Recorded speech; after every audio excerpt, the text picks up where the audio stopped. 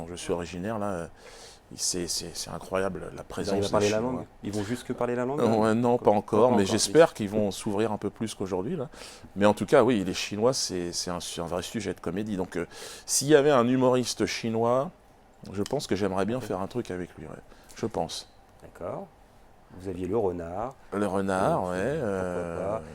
Bon, Ouais, le renard, je passerai parce que oui. j'aimerais bien, pourquoi pas, j'ai déjà une petite chèvre, moi. Ah, d'accord. Biquette. Biquette. Ouais, Biquette. Biquette. Alors, Biquette, le renard. Le renard, c'est vrai que c'est assez. Il y en a pas mal dans ma région, j'habite à la campagne. Et bon, j'en vois malheureusement écrasés sur la route souvent. Par Mais, vous? non. Non. J'ai essayé d'en sauver un jour, un petit bébé renard, avec mon fils. Et il l'a ramassé et tout. Et puis, bon, il est mort. Bon, c'est triste. Allons-y. Non, mais ensuite, on a Baumgartner, on a Ah ouais, Bernard. c'était intéressant, lui, son saut. Bernard, ouais, c'est intéressant parce que Bernard, c'est l'inversion totale de.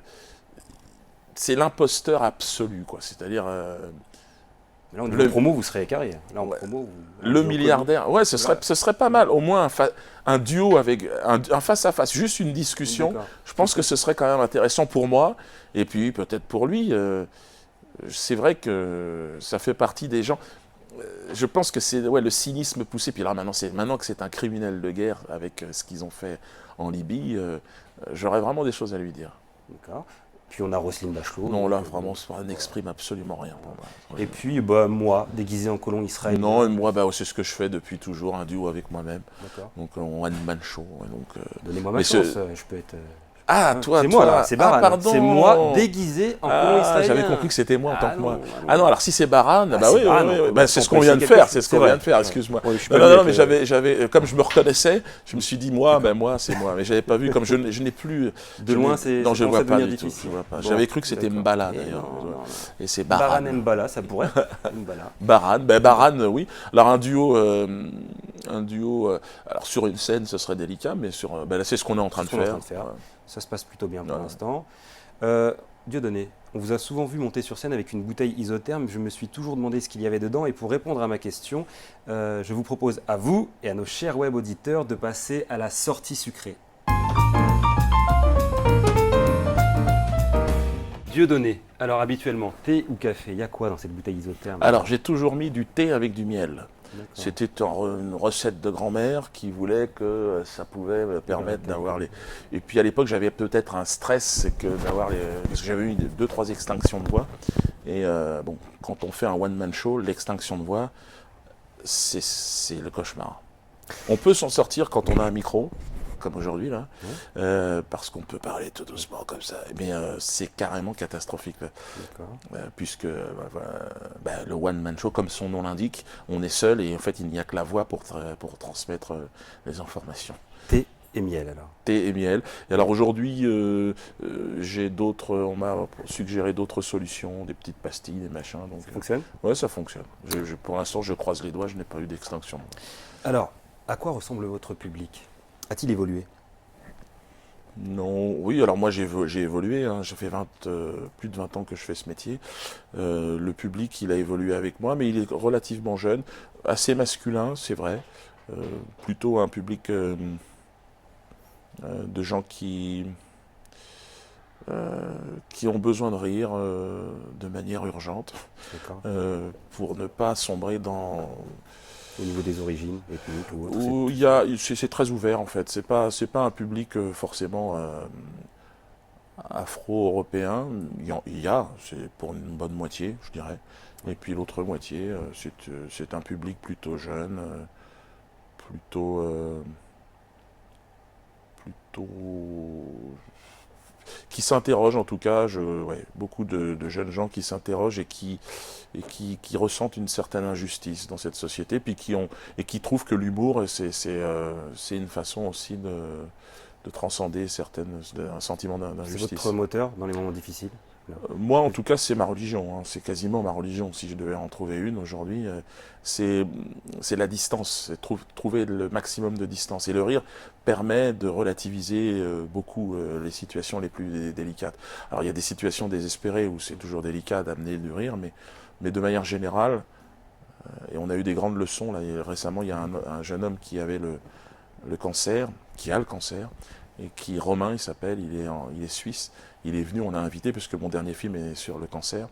Et puis il était devant sa machine, je ne sais plus comment ça s'appelle, une énorme machine qui lance des rayons laser sur le cancer. Là. Et il était devant sa machine, il faisait une petite quenelle comme ça. Et donc je crois qu'effectivement, il va mieux maintenant. Alors, on croise les doigts pour lui, on voit une petite pensée à Romain. Mais je crois que l'humour, la dérision, si on a déjà de l'humour et on a du recul sur sa propre vie, sa propre existence, il y a une thérapie par l'humour qui permet déjà de traiter certains cas de dépression nerveuse, mais aussi des cas plus lourds comme des tumeurs cancéreuses. Vous avez évoqué la religion, c'est un thème que vous abordez. De ce point de vue-là, de votre spiritualité, avez-vous évolué? Avez-vous déjà le temps de vous poser des questions existentielles? Et si oui, quelle réponse vous donnez-vous? À part le rire. Oui, moi je vous ai dit, en fait, je suis un esprit libre parce que pour faire rire, il faut être un peu un aventurier. Hein. On voyage dans cette société, on essaye de trouver les tabous les plus croustillants pour pouvoir s'amuser et jongler avec. Mais personnellement, je crois, tout comme le jeune rappeur qu'on entendait tout à l'heure, comme la plupart des rappeurs, ce sont pour moi des prières urbaines. Je pense que quand je fais rire, alors évidemment, ce n'est pas un rire, c'est un rire qu'Aimé Césaire a très bien défini, c'est rire avec ses propres souffrances.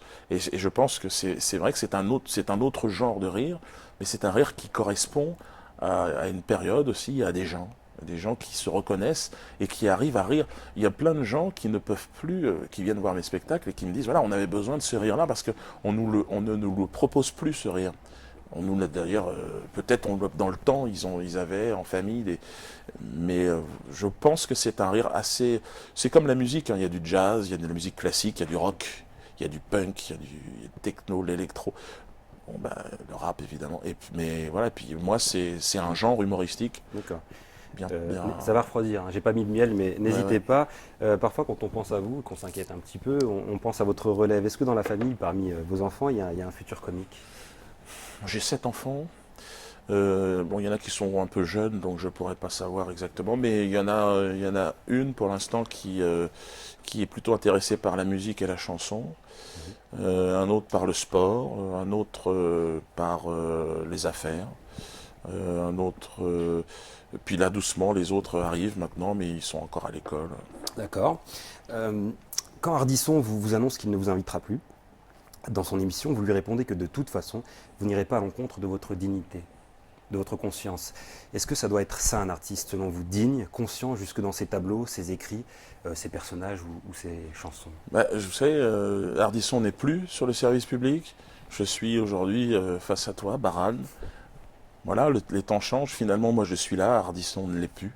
Et puis, il ne peut plus m'inviter dans l'émission dans laquelle nous nous trouvions, puisqu'il n'y est plus sur le service public. Alors, il a trouvé une petite chaîne maintenant. Ouais. Mais je dirais que je fais plus d'audience que lui sur scène que lui aujourd'hui. Alors il essaye de préserver un niveau de vie dans un monde d'une autre époque. Je crois que l'avenir, c'est des émissions comme celle-là, l'avenir, c'est Internet. Et je pense que toutes ces personnes-là, qui ont vécu très grassement par un système qui était un système pyramidal, entièrement sous domination. D'ailleurs, c'était étonnant de voir Ardisson finalement tenter par une manœuvre maladroite de servir le maître en essayant de me cracher au visage et finalement qui est rejeté comme une vulgaire prostituée, quoi. Et bon, c'est sa vie, c'est lui. Ce sont ses choix. Ouais. Dieudonné, je rappelle que vous partez en tournée à travers la France avec votre spectacle Foxtrot à partir de février 2013, si je ne me trompe pas. Alors, vous serez entre autres à Nantes le 1er mars, au Zénith de Saint-Étienne le 16 mars, à Bordeaux le 4 avril ou encore au Zénith d'Amiens le 17 mai.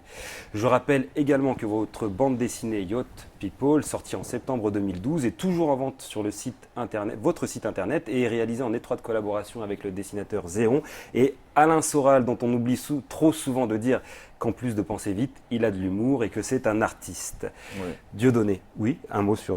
oui, non, mais oui, tout à fait. C'est avant tout, je pense, un artiste, un auteur. Voilà, bon, c'est un ami, mais c'est surtout quelqu'un qui